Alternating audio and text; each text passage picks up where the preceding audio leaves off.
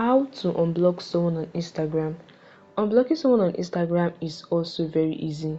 This video will show you exactly how to do so, and if you find it helpful, please hit the like button and subscribe. When you unblock someone on Instagram, the user won't be notified. Here is how you can do it. Open Instagram on your mobile device, either the Android or the iOS device. Then tap on your profile icon at the bottom right corner of the screen. In your profile, tap on the three horizontal lines at the top right corner and select Settings and Privacy. On the Settings menu, scroll down till you see Blocked Account or Block and tap on it. And you will see a list of all the accounts you've blocked. Now, for the purpose of this video, I will unblock this. You can find the person you want to unblock and tap on Unblock next to their name. Tap on Unblock.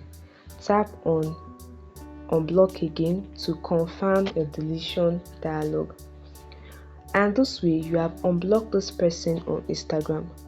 Alternatively, another method is, if you remember the person's username, you can search for their profile directly. Then on their profile page, tap on the three dots in the top right corner and select Unblock. By following this simple step, you can easily unblock someone on Instagram and allow them to interact with you freely once again. See you in the next video.